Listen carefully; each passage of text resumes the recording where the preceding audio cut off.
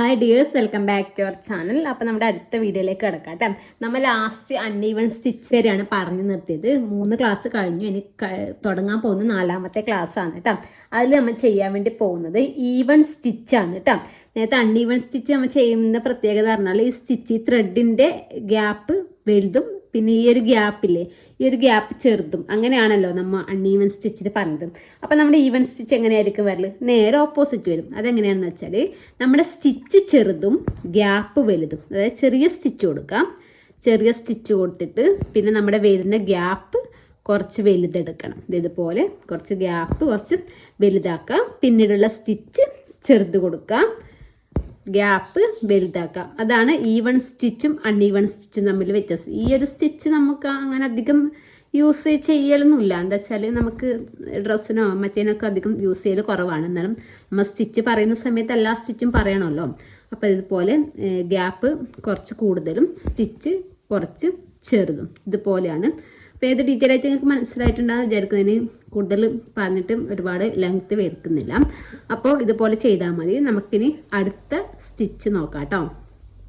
അപ്പോൾ നമ്മുടെ 2ാമത്തെ സ്റ്റിച്ച് നോക്കാം. 2ാമത്തെ സ്റ്റിച്ച് വരുന്നത് ഹിയറിംഗ് ബോൺ സ്റ്റിച്ചാണ് കേട്ടോ. ഇത് കുറച്ച് ഒരു ചെയ്തെടുക്കാൻ ഒരു ബുദ്ധിമുട്ടാണ്, പക്ഷെ ചെയ്ത് കഴിയുമ്പോൾ നല്ല ഭംഗിയുള്ള സ്റ്റിച്ചാണ്. അതിന് വേണ്ടിയിട്ട് ഇതുപോലെ ഞാൻ 2 ലൈൻ വരച്ചിട്ടുണ്ട് കേട്ടോ. ഈ 2 ലൈനിലാണ് ചെയ്ത് കാണിക്കുന്നത്. അപ്പോൾ ആദ്യം നമുക്ക് ഈ ഫസ്റ്റ് ഇതുപോലെ ഇതിൻ്റെ ഒരു അറ്റത്ത് ത്രെഡ് മുകളിലോട്ട് എടുത്തു.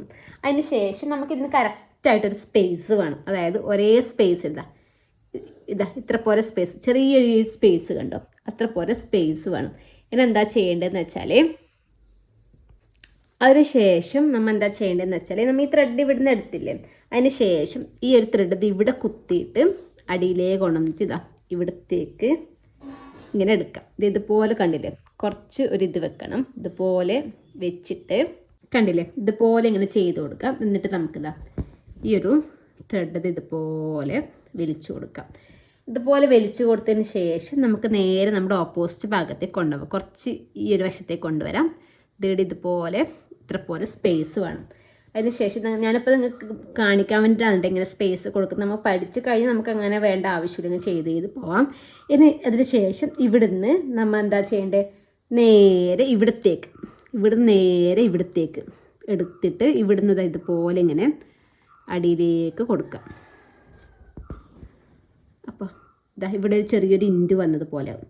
അതിന് ശേഷം നമുക്ക് ഇവിടെ വന്നതിൻ്റെ നേരെ ഇവിടെ മാർക്ക് ചെയ്യാം. നേരെ കറക്റ്റ് താഴത്തേക്ക് മാർക്ക് ചെയ്യാം. അതിന് ശേഷം കുറച്ച് ഇപ്പുറത്തേക്ക് മാർക്ക് ചെയ്യാം. ഇതെന്താ ചെയ്യേണ്ടത്, ഇവിടെ ഇതുപോലെ വന്നില്ലേ, സൂചി ഊരിപ്പോയേ, 1 മിനിറ്റ് കേട്ടോ. അതിന് ശേഷം നമ്മൾ ഇവിടെ ഇതിൻ്റെ നേരെ താഴത്ത് ഇവിടെ മാർക്ക് ചെയ്തില്ലേ, അതിനുശേഷം കുറച്ച് ഓപ്പോസിറ്റ് വശത്തായിട്ട് മാർക്ക് ചെയ്യാം. എന്നിട്ട് നമ്മൾ ഈ മുകളിൽ നിന്ന് താഴത്തേക്ക് ഇതുപോലെ വന്നിട്ട് ഇങ്ങനെ ക്രോസിലാണ് വരേണ്ടത്. അപ്പോൾ ക്രോസിൽ വരേണ്ടത് നമ്മൾ ഓപ്പോസിറ്റ്, അതായത് ഇതിന് നേരെ താഴത്തേക്ക് ഇതിന് നേരെ താഴത്തേക്ക് ഇവിടെ ഒരു മാർക്കുണ്ട്, അതിൻ്റെ കുറച്ച് ഇപ്പുറത്തായിട്ട് ഒരു മാർക്കുണ്ട്. അപ്പോൾ നമ്മൾ ഇപ്പുറത്തുള്ള ഈ മാർക്കിന്ന് നമ്മൾ ഈ നേരെ താഴത്തേക്ക് വരച്ച ഈ മാർക്കിലേക്ക് ഇതുപോലെ കൊടുക്കാം. അപ്പോൾ ആദ്യം ഇതുപോലെ ക്രോസായിട്ട് വന്നു. അതിന് ശേഷം നമുക്ക് ഇതിൻ്റെ നേരെ മുകളിലായിട്ട് ഇവിടെ കൊടുക്കാം. അതിന് ശേഷം ഇതിൻ്റെ നേരെ സൈഡിലായിട്ട് ഇതുപോലെ ഇങ്ങോട്ട് കൊടുക്കാം. അപ്പോൾ ഇവിടെ വന്നെടുക്കുന്ന നമ്മൾ നേരെ ആദ്യം ഇതുപോലെ ഇങ്ങോട്ട് കൊടുക്കാം. കണ്ടില്ലേ, ഇതുപോലെ ഇങ്ങോട്ട് കൊടുത്തിട്ട് കുറച്ചത് ഇതുപോലെ ഇങ്ങനെ എടുക്കാം. ക്രോസിൽ കൊടുക്കേണ്ടതാണ് കേട്ടോ. ഇതുപോലെ ഇങ്ങനെ വന്നു. അതിന് ശേഷം നമുക്ക് താഴത്തേക്ക് ഇതുപോലെ അതിൻ്റെ കുറച്ച് ഓപ്പോസിറ്റ് വശത്തു നിന്ന് ഇതിങ്ങനെ കൊടുക്കാം.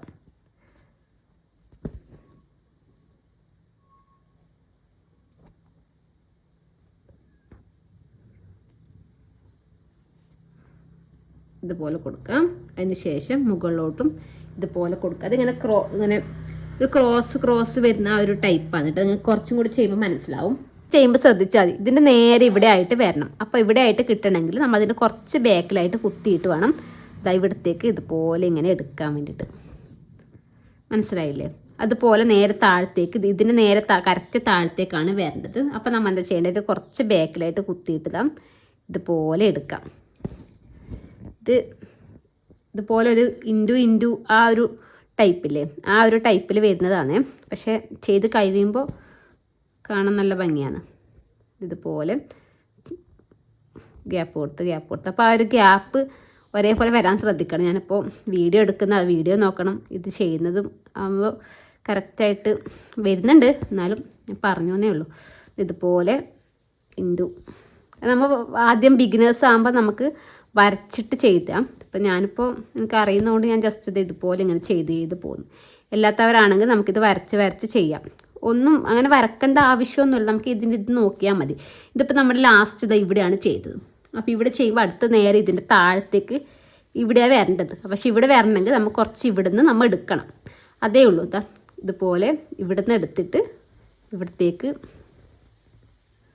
ഇവിടുന്ന് എടുത്തിട്ട് കറക്റ്റ് ഇതിൻ്റെ താഴത്തേക്ക് തന്നെ ഇങ്ങനെ കറക്റ്റ് നോക്കിയിട്ട് ഇതുപോലെ ഇങ്ങനെ കൊടുത്താൽ മതി കേട്ടോ. ഇതുപോലെയാണ് നമ്മുടെ ഹിയറിംഗ് ബോൺ സ്റ്റിച്ച് വരുന്നത്. എന്ന് നമുക്ക് അടുത്ത സ്റ്റിച്ച് നോക്കാം. ഇത് മനസ്സിലായിട്ടുണ്ടാകുമെന്ന് വിചാരിക്കുന്നു. അടുത്ത സ്റ്റിച്ച് നോക്കാം.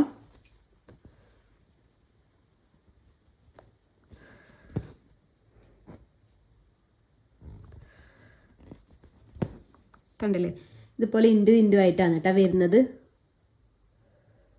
അപ്പം നമ്മുടെ ഈ വീഡിയോയിലെ മൂന്നാമത്തെ സ്റ്റിച്ച് നോക്കാം കേട്ടോ. മൂന്നാമത്തെ സ്റ്റിച്ച് വരുന്നത് ഫ്രഞ്ച് നോട്ടാണ്. ഫ്രഞ്ച് നോട്ട് ഏകദേശം എല്ലാവർക്കും അറിയുന്നുണ്ടാവും. എന്നാൽ കൂടി ഞാൻ ജസ്റ്റ് ഒന്ന് കാണിച്ചു തരാം. ഇതുപോലെ ത്രെഡ് എടുക്കുക, ഇങ്ങനെ കൊടുക്കാം. അതിന് ശേഷം ഇതുപോലെ ത്രെഡ് പിടിച്ചിട്ട് നമ്മുടെ ഈ നീഡിലിന് ഒരു 3 പ്രാവശ്യം ഇതുപോലെ ചുറ്റി കൊടുക്കുക.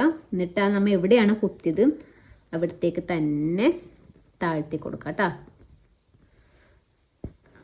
ഇതുപോലെ താഴ്ത്തിയിട്ട് ഇതുപോലെ കണ്ടില്ലേ, ഇതുപോലെയാണ് നമ്മുടെ ഫ്രഞ്ച് നോട്ട് വരുന്നത്. ഇനി നമുക്ക് ഇതുപോലെ തന്നെ ചെയ്തെടുക്കാം. നമുക്കിപ്പോൾ ഫ്ലവർ ചെയ്യുന്ന അധികം ഡ്രസ്സിനൊക്കെ നമുക്ക് ഫ്ലവേഴ്സ് ഫ്രഞ്ച് നോട്ട് വെച്ചിട്ട് ഫ്ലവേഴ്സ് ഉണ്ടാവലുണ്ട്.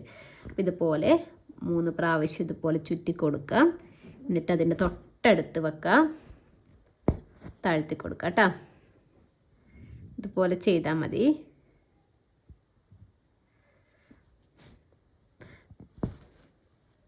ചിലവർ 2 പ്രാവശ്യം ചുറ്റുന്നവരുണ്ട്.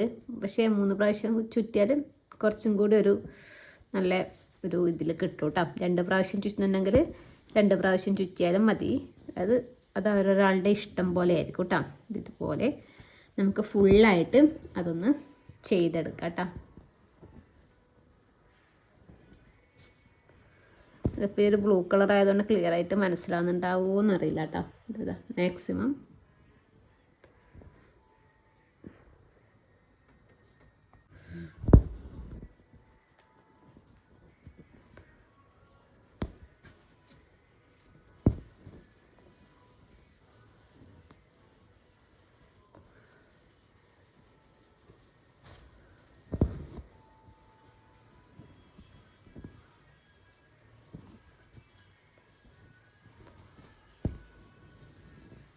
കണ്ടില്ലേ, ഇതുപോലെയാണ് കേട്ടോ ഫ്രഞ്ച് നോട്ട് ചെയ്യുന്നത്.